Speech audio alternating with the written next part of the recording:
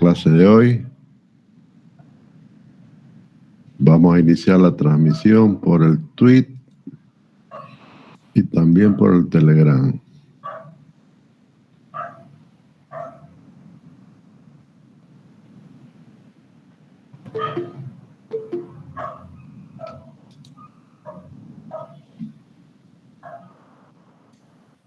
Muy bien.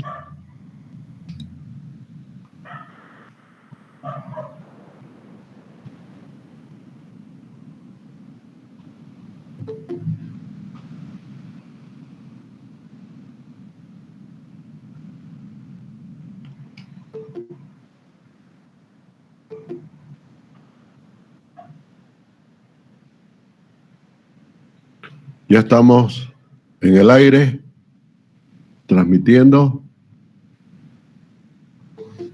La anterior clase habíamos iniciado el estudio del procedimiento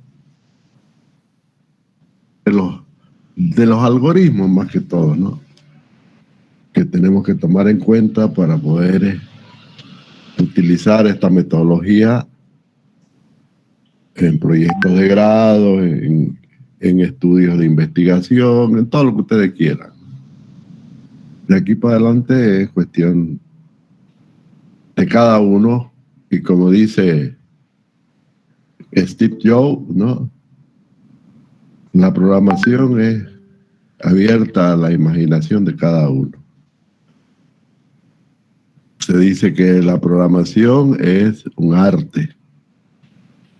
Y el arte pues vendrá de la imaginación. Obviamente que en este caso hay que tener el suficiente conocimiento, ¿no? Que eso no queda duda. Todo el mundo ya conoce el método matricial. Y si ustedes se han dado cuenta, cuando nosotros hicimos un ejemplo en el Scilab,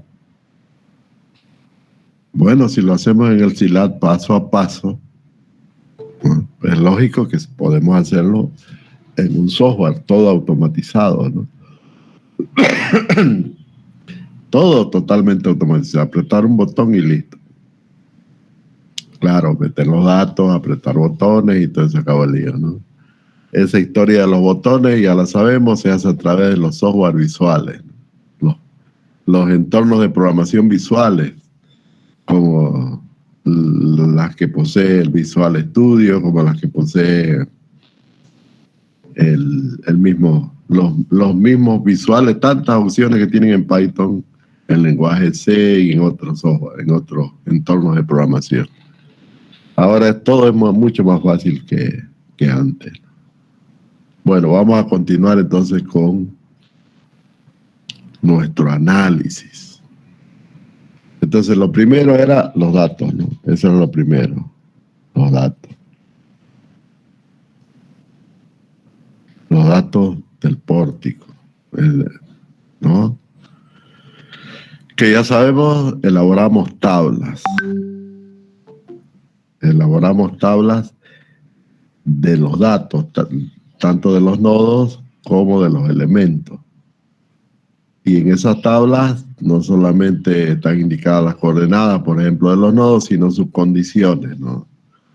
Sus condiciones de restricción. Al igual que los elementos, tenemos todos sus datos, todas sus características geométricas y mecánicas y sus condiciones de extremo.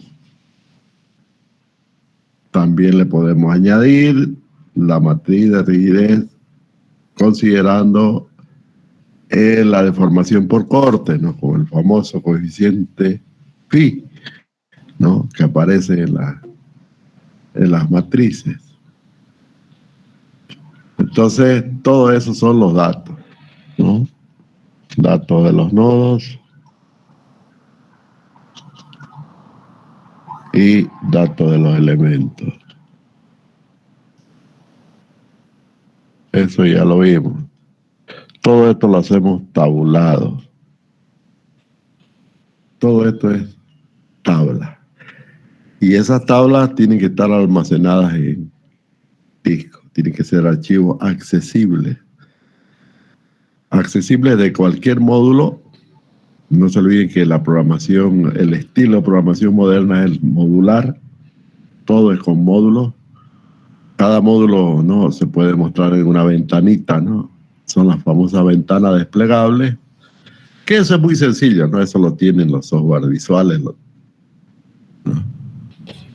Para eso son los entornos de programación visuales, ¿no? Para poder crear las ventanitas esas que aparecen, esas ventanitas flotantes, sin ningún problema.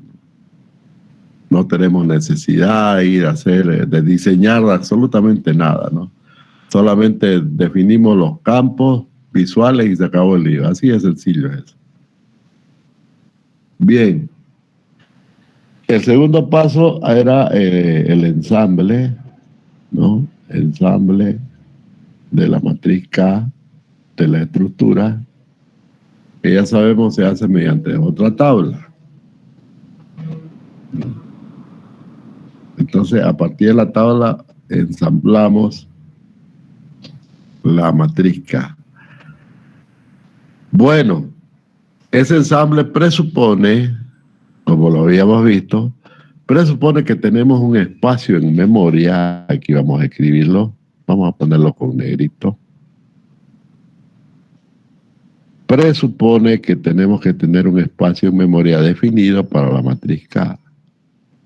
Porque aquí va los, ¿no?, el K11. No se olviden que esa tablita que elaboramos nos permite encontrar los coeficientes uno por uno, sin necesidad de encontrar la matriz A, sin necesidad de eso. Directamente mediante un algoritmo encontramos los coeficientes. Todos estos coeficientes que estamos viendo acá, K2N, etcétera, ¿no? Y el último va a ser KNN. Bien, esta es la matriz de rigidez entonces de nuestra estructura, y que tiene n filas por n columnas, ¿no? Bueno, ya sabemos que n es igual a 3 veces el número de nodos. El número de nodos. Si hay 10 nodos, bueno, n será 30, el 30 por 30, etc. El asunto es que vamos a llegar siempre a una matriz cuadrada. ¿Qué caracteriza a la matriz de rigidez? Eso ya lo habíamos hablado al comienzo, ¿no?, en la teoría, ¿no? La primera característica que tiene esta matriz es que es, bueno, matriz cuadrada, siempre es cuadrada. Siempre es una matriz cuadrada, sí o sí. No puede haber la posibilidad de que salga rectangular, no son historias eso. Algo anda mal. Sí o sí es cuadrada. La segunda característica es una matriz simétrica. Sí o sí. ¿Ok? Eso quiere decir que el coeficiente KIJ es igual al coeficiente KJI. Eso quiere decir simetría. ¿Ok? Y otra característica, que es la que vamos a hablar ahora, que esa no tiene que ver nada con el método. Les advierto, esta característica que vamos a hablar ahora no tiene que ver nada con el método, pero sí con la numeración. Con la numeración de los nodos. ¿Está bien? Con eso sí tiene que ver. ¿Ok? Es una matriz banda. Es una matriz banda. ¿Qué quiere decir una matriz banda? Aquí abajito lo explicamos. Tenemos la matriz de rigidez, ¿no? K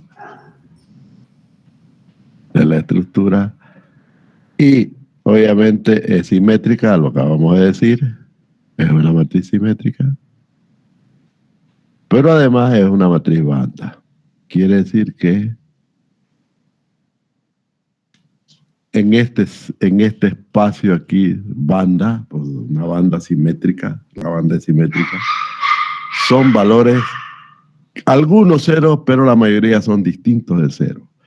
Todos los que están fuera de la banda son ceros, estos de acá. ¿Ok? Todos los que están fuera de la banda son ceros. Fíjense. Pero hay una cosa. Aquí, la pregunta es, ¿cuánto será el ancho de banda? Esa es una buena pregunta, ¿no? ¿Cuánto será el ancho de banda para considerar los elementos ceros? ¿Y si es cero, para qué los voy a almacenar? Ese es el objetivo. Si fuera de la banda son ceros, ¿para qué los voy a almacenar los ceros? Pérdida de memoria al fósforo, ¿no es cierto? Esa sería la primera pregunta. Fíjense, este de acá, vamos a pintarlo con rojito aquí, ¿no? Este de acá sería la banda. B, le vamos a llamar la banda. Y es lógico que la semibanda es la mitad en número de elementos, ¿no? ¿No? O sea, la banda más una, que es la diagonal principal, ¿no? Dividido entre dos, ese sería la semibanda. Está claro, ¿no? Bueno, no hay ningún problema. Quiere decir que esta semibanda sería la que yo almaceno, solamente almacenaría, tendría necesidad de almacenar esto y nada más.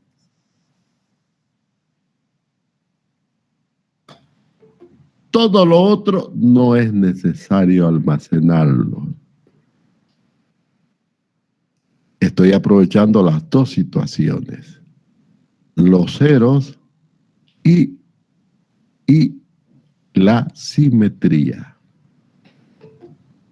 Entonces, fíjense la cantidad de elementos que voy a almacenar en memoria o en archivo, lo que sea, ¿no es cierto? Bueno, pero ¿y ese ancho de banda de qué depende? Aquí es donde entra la numeración de nodos. Fíjense, el principio del algoritmo es que para que el ancho de banda sea mínimo, ¿para qué? Aquí vamos a poner, para que B sea mínimo,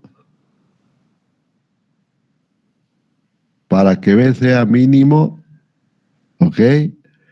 La numeración de nodos,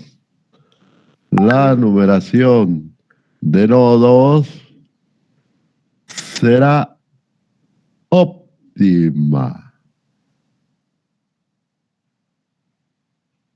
La numeración de nodos será óptima. Bueno, ¿y cuál es la numeración óptima? La numeración es óptima, aquí es, la numeración de nodos es óptima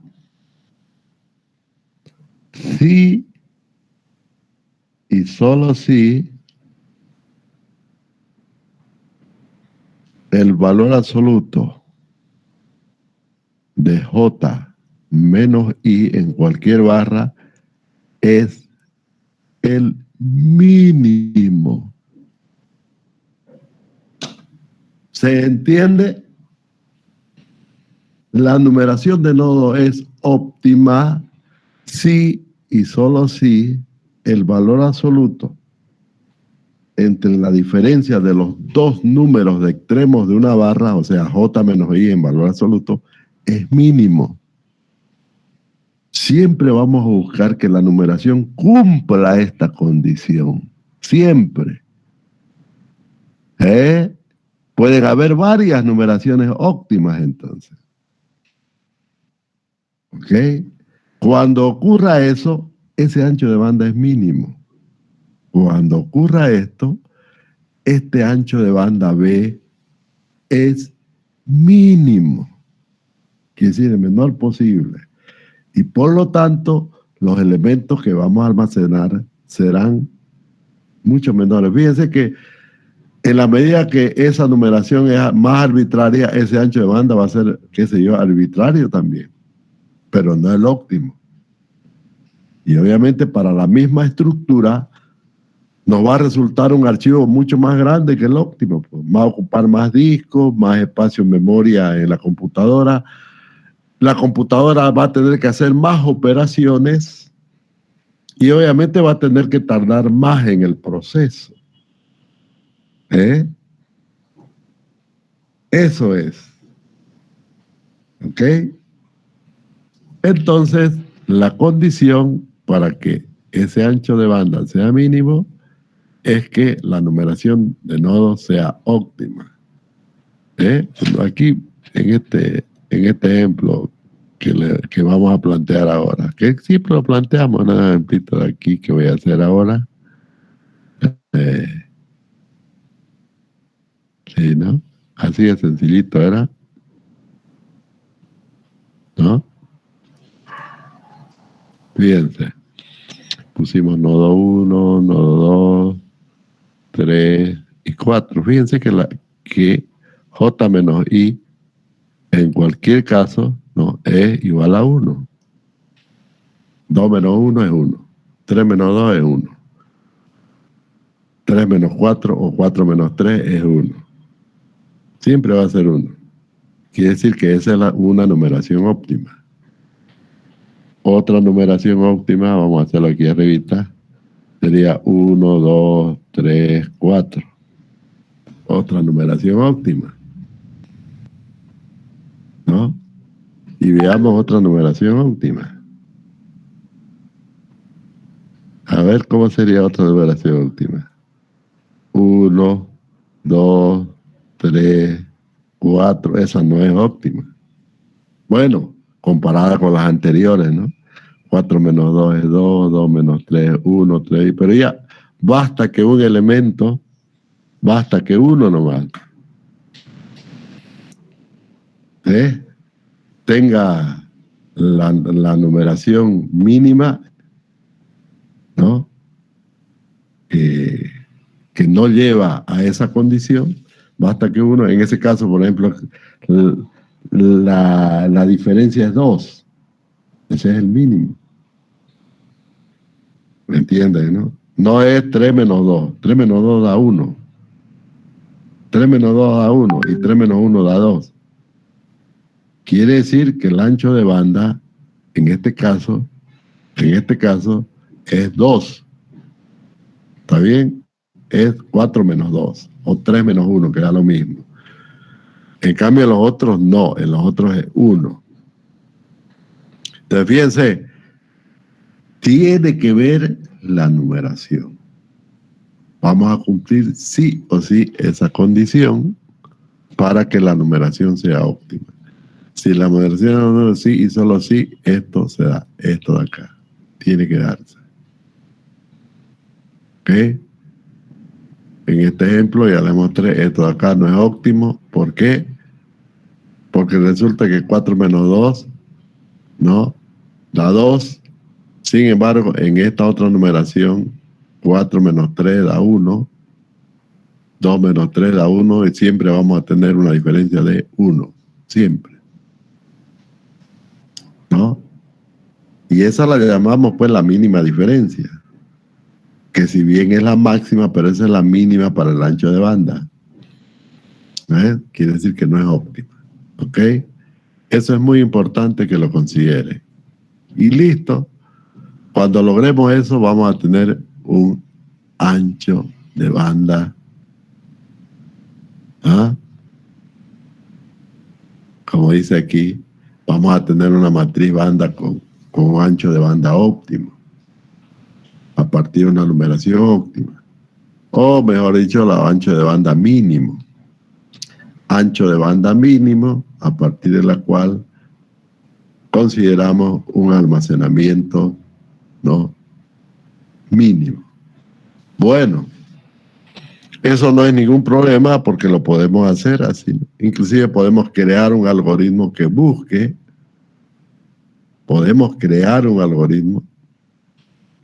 una numeración óptima. Una vez planteada la estructura, el algoritmo se encargue de poner los números a los nodos y que esa numeración que encuentra el algoritmo sea la óptima. Es un algoritmo sencillo y fácil de hacer. Ahí tiene que funcionar el cerebro, ¿no? Todo lo que estoy hablando acá es válido para cualquier ensamble de matriz de rigidez en cualquier tipo de estructura, sea prismática, sea lo que sea. En el método de los elementos finitos no es más que una extensión de todo esto. Igual hay matrices de rigidez y también son simétricas y también son cuadradas. ¿Ok? Entonces, esta consideración es universal para cualquier tipo de elemento finito. ¿Ah? Pero fíjense que en los elementos finitos hay que adoptar un tipo de elemento, digamos un elemento placa. Vamos a cambiar un poquito, vamos a desviarnos un ratito del tema porque es importante. Digamos un muro que vamos a calcular por el método de los elementos finitos. Lógicamente que tenemos que hacer una discretización. Vamos a discretizar el muro, por ejemplo, en elementos triangulares. Puro triangulito. Esa va a ser la discretización. Los elementos son triangulares. Entonces, cada triangulito es un elemento finito. Y lógicamente, ahí está, ya. Estos son los nodos, ¿no? Estas son las uniones entre los elementos, los nodos, ¿no? O los nudos, si quieres llamarle así. Cada nudo tiene que tener un número. Igual, eso no varía, no cambia. Igual tiene que tener un número. Pero la numeración debe ser igual. Se va a ensamblar una matriz de rigidez de esta estructura con elementos triangulares. Estos elementos tienen 3 nodos, lógicos, ¿no? O mejor dicho, 3 extremos. Porque todas las estructuras, ya hemos visto, se componen de elementos y nodos. Y cada elemento tiene 3 extremos, en este caso. Y la estructura tiene n nodos, ¿no? Otra cosa es el grado de libertad, ¿no? Aquí se supone un estado de formación y tensión plana. Por lo tanto, cada nodo no tiene más que 2 grados de libertad, uno horizontal y otro vertical, nada más. Bueno, pero ese lo vamos a analizar después. Entonces, fíjense que aquí hay que enumerar bien la cantidad de nodos. Y mientras la discretización sea más fina, porque por ahí se nos ocurre, no, yo quiero ver la tensión más real. Porque puedo hacer una discretización, qué sé yo, con mucho menos nodos, o con mucho más, ¿no? Mientras la discretización sea mucho más fina, quiere decir que los triángulos sean más pequeños, es lógico que vamos a tener más nodos, más elementos, y la matriz crece. En este caso, los grados de libertad es igual a 2 veces el número de nodos, porque no son más que 2 movimientos en el caso de un muro, ¿no? Como el que estamos viendo. Entonces, igual vamos a ensamblar una matriz que va a ser simétrica, que va a ser cuadrada, que va a ser simétrica y que tendrá un ancho de banda igual. Por lo tanto, ese ancho de banda dependerá, para que sea mínimo, ¿no? Para que sea mínimo, tendrá que obedecer a una numeración óptima. Entonces, fíjense, sea cual sea la estructura, sea un pórtico, sea una parrilla, un pórtico espacial, una cercha, una viga, lo que ustedes quieran. Un elemento finito en el espacio, un tetraedro, por ejemplo, ¿no? O un elemento finito en el plano, y en la losa, sea una losa, sea un muro, como lo estamos viendo, o lo que sea. Igual vamos a llegar a una matriz cuadrada, simétrica y con un ancho de banda. Y ese ancho de banda dependerá de la numeración. Pero por otro lado, si se adopta cualquier numeración arbitraria, no quiere decir que el método va a fallar. Lo que quiere decir es que vamos a almacenar más datos, eso quiere decir. Y que además, como producto de almacenar más datos, vamos a tener que hacer más operaciones. Y como producto de hacer más operaciones, el procedimiento, el programa va a ser más lento. Y el arrastre de errores es mayor. No se olviden que hay errores internos, los errores por redondeo sobre todo, ¿no? Pues no lo podemos superar considerando variables de doble precisión. Y la memoria, ¿ve?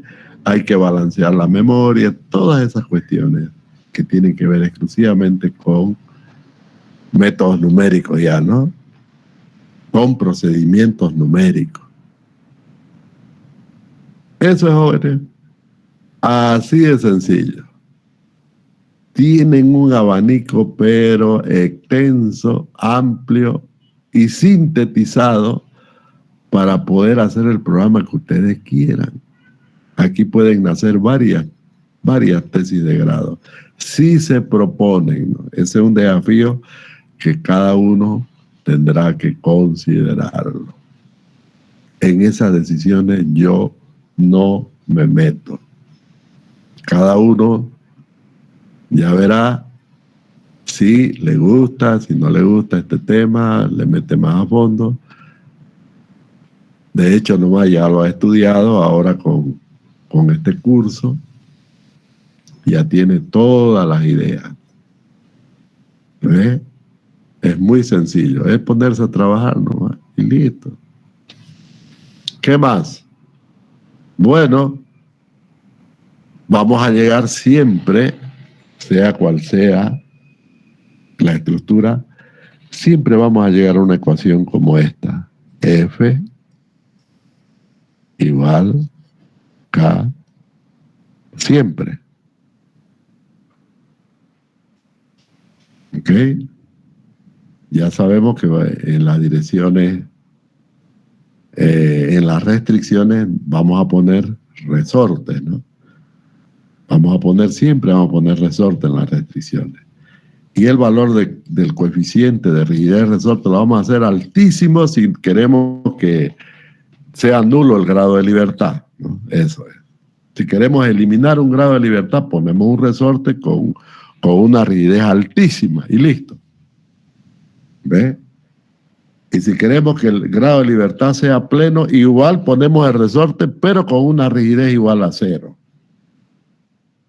Igual. Entonces fíjense que sea como sea, la estructura siempre va a estar sobre el resorte con coeficientes de rigidez adecuado a las condiciones que nosotros queremos. ¿Ve? Porque esa es una decisión del ingeniero, nadie más. Él es el único que toma la decisión. ¿Cómo va a estar apoyado esto? ¿No es cierto? Decisión autónoma de cada uno de ustedes como ingenieros. Yo quiero que esta estructura esté apoyada así, que aquí no se desplace, que aquí se desplace tanto, que aquí esto, que aquí esto. Yo decido, porque yo soy el experto. ¿Ves? Soy el genio y nadie me discute. Así tiene que pensar el ingeniero estructural. Yo decido. ¿Ves? Pero con conocimiento pleno, ¿no es cierto? Con dominio absoluto de lo que está hablando. Entonces siempre vamos a llegar a eso. Viene la pregunta, ¿cómo lo resolvemos? Hay varios métodos. Ya sabemos que la matriz es banda.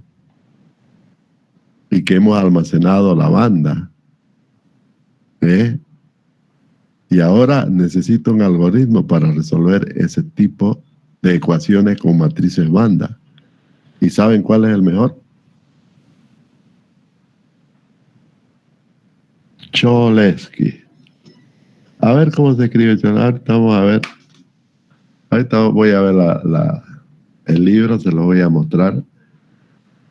Y se lo voy a dejar en la plataforma para que ustedes vean el método de Cholesky, que es parte de la investigación que van a hacer.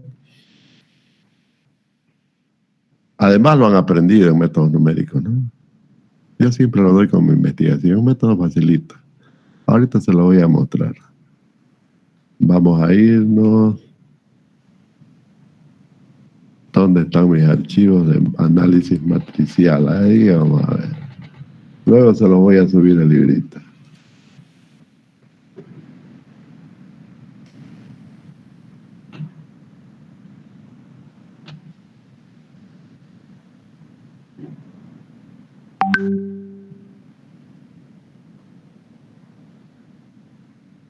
Ya les puse ahí 2 libros para que investiguen sobre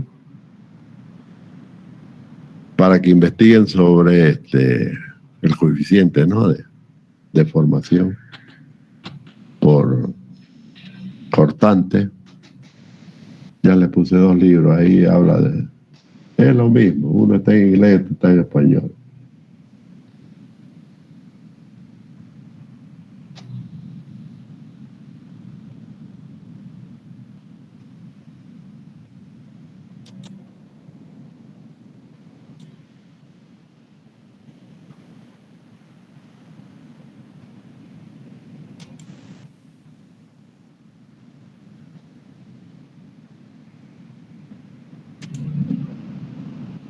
Este de aquí es. Este es el librito. Este está en la biblioteca de la universidad.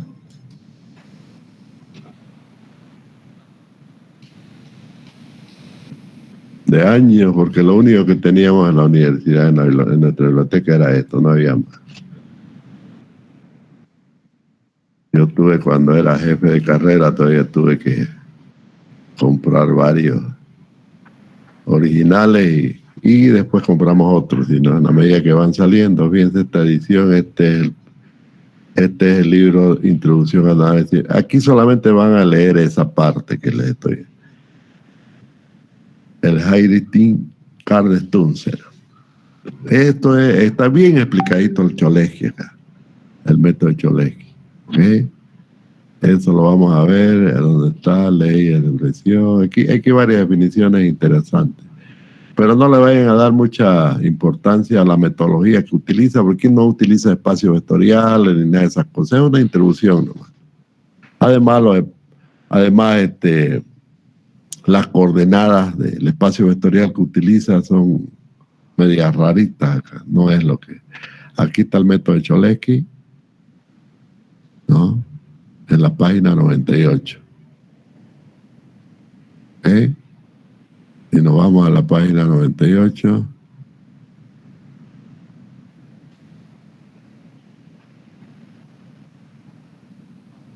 Estoy lejísimo, se pasé, ¿no? Aquí hay varias cosas interesantes.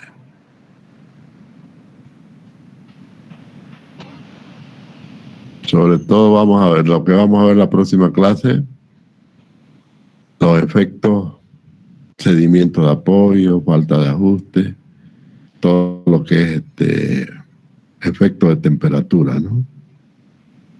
Todo eso lo vamos a ver en la próxima clase.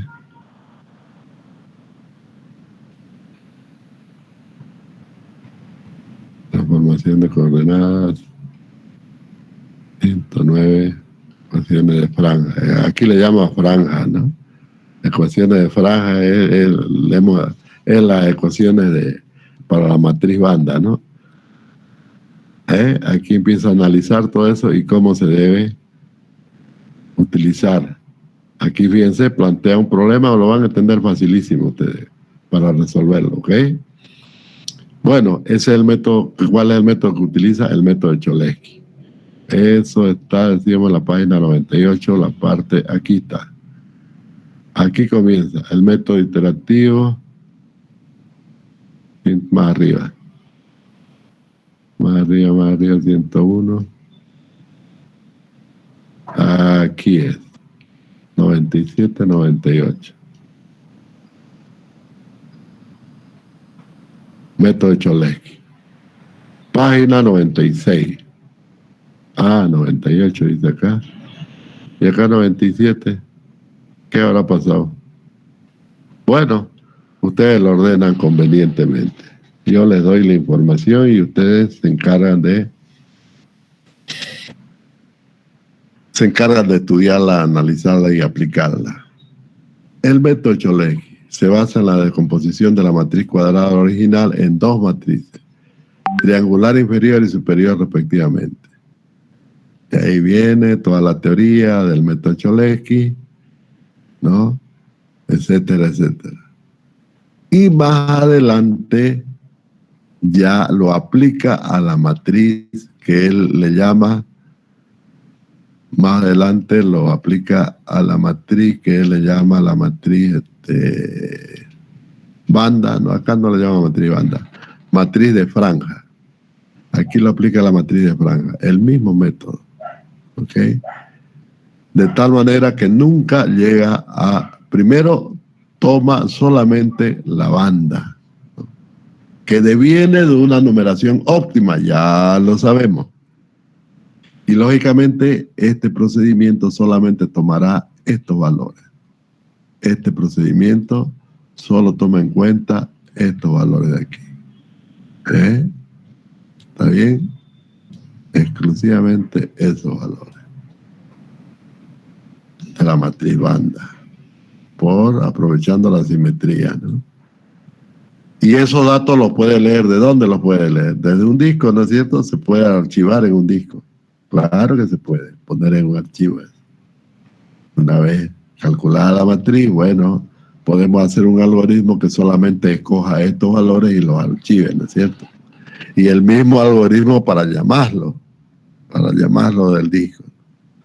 De tal manera que solamente se cuente con esos datos y no los ceros, ¿no?, que están a los lados de la banda. Ahí tienen, jóvenes, todo lo que necesitan para hacer su tesis de grado, su trabajo de grado en esta materia. Hace rato que no he visto, que nadie hace ya como 10 años que nadie hace esto. No he visto ni un proyecto de grado con esto. Porque siempre me llaman a mí, ¿no? Como tribunal de grado, cuando se trata de los métodos de los elementos finitos. Bueno, seguramente han llamado a otros profesores, no sé, y a mí me han dejado a un lado, seguramente, no lo sé. Pero hace como 10 años que no ha existido una tesis con estas características. Ahí lo tienen, jóvenes. Este librito se los voy a dejar. Se los voy a dejar en la plataforma ahorita, antes que me olvide. Lo vamos a copiar y lo vamos a enviar a la plataforma. Ok. Al Telegram. Ya está. Ya está el librito. Introducción al análisis estructural con matrices, solamente para el método de Cholesky, que está muy bien explicado ahí. Y así tienen todas las herramientas que necesiten para resolver este tipo de problemas. Pero esto obviamente que es programación. Estamos en la parte de programación, joven. Solamente es para enfoque de programación, utilizando cualquier entorno de programación, el que se les ocurra. Bueno, para ciencias, ¿no? Inclusive el SILAB. Inclusive se puede hacer en SILAB. En Scilab, sí, llámenle como quieran. El Scilab tiene su conjunto de instrucciones para hacer programación, ¿no? Procesos iterativos, más que todo se utilizan procesos iterativos, ¿no? El bucle for, el bucle while o el bucle until, ¿no? La instrucción multiselección, la case, ¿no?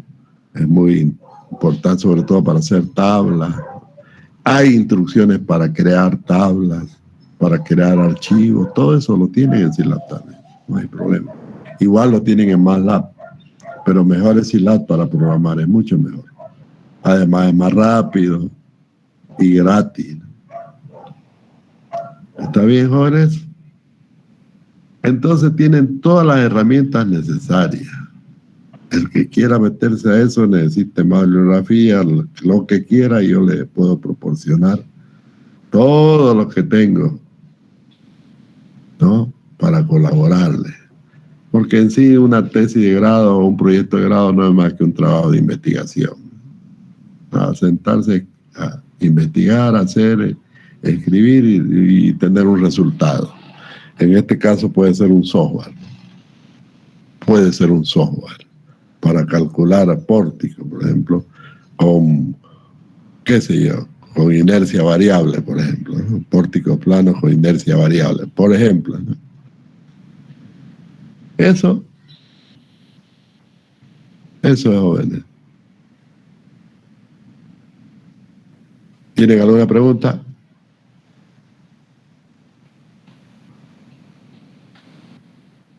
¿Será que me han escuchado? Ninguna pregunta, Inge. No hay pregunta, ingeniero. ¿Se entendió? Sí. Ingeniero. Ahí está la asistencia para que suban su asistencia.